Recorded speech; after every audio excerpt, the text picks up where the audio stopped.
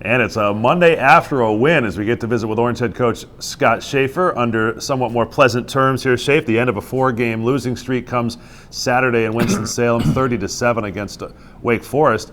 And we can start with the big uglies on this one, huh? The defensive line, so prominent in the big plays that helped you win the game. They were able to return 2 long ones. Robert Welsh, an interception picked for 49 yards going back, and Micah Robinson recovering a fumble, 51 yards to that. Yeah, 2 great plays.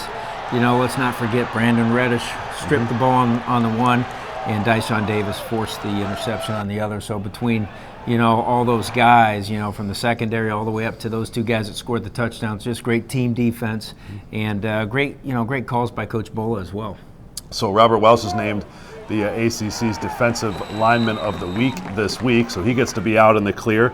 Second interception in his career and an opportunity for a good return. And we should point out that the linemen, those 2, Robinson and Welsh, as well as Ron Thompson, were on the field for a rushing touchdown. We see that heavy package, so it was a good day to be a defensive lineman. Yeah, that's right. And, we've had to adjust to a lot of things with, having players down.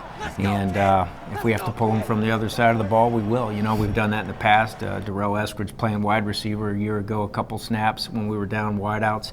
And this year, being down offensive linemen, tight ends, with Josh Parrish working through his injury, with Kendall Moore working through his injury, we felt like it was necessary to try to find some athletic guys that can give us some strength and size on offense in some of those short yardage situations. So good team effort, good team win. Yeah, I don't know if you can get heavier than that package. And that freed A.J. Long for a rushing touchdown after he threw for a couple last week and able to complete 22 balls, his first road start. He's the first Syracuse true freshman quarterback to win a game as the starter in 10 years and really took care of business, I'm sure, the way you hoped. Yeah, I thought he did a real nice job. I liked what we did with him.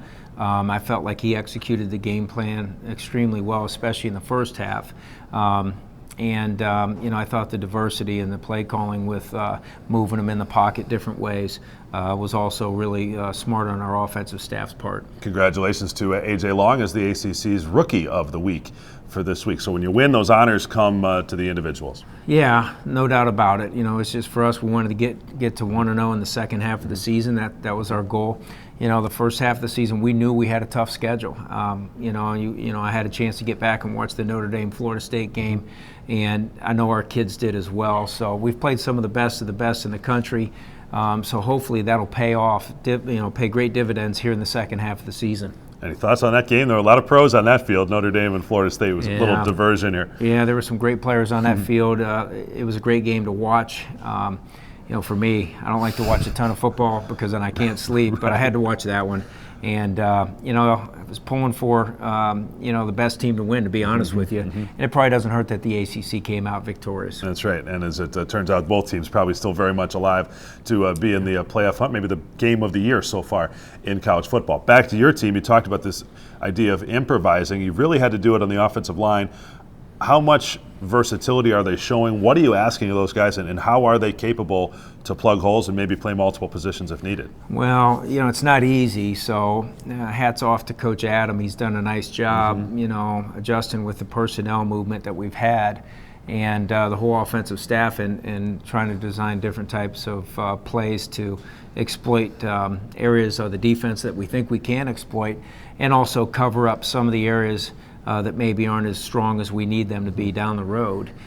So it's that diversification in play calling and game planning that's so crucial when you're dealing with a lot of injuries. So I think they're doing a good job. We'll have one hell of a challenge this week because this front seven at Clemson's probably as good as anyone we've played this year, and we've played some really good ones. So, comparing this group to, Notre Dame and Florida State, as well as Louisville, because those 3 teams had unbelievable front sevens.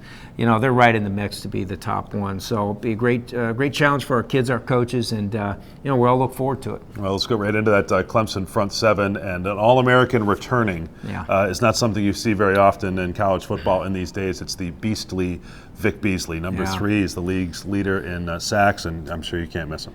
No, you can't miss him. With the offenses moving to a lot of zone read family, you put the onus on either an end or an outside linebacker to basically play the quarterback.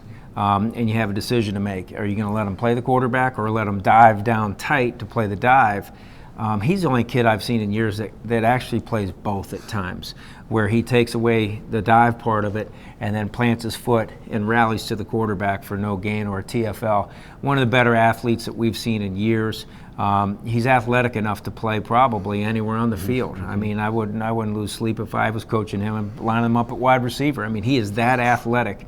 So we have to have a good plan to try to contain him as best we can, understanding that he's going to make his plays. Great players make plays. We just need to make sure we eliminate the big plays that could cause game-changing moments. So you could scheme maybe around one guy. Yeah. But when Clemson has Grady Jarrett next to him, Anthony's the top tackler, middle linebacker, the pros in the secondary. This is maybe the toughest defense you'll see all year.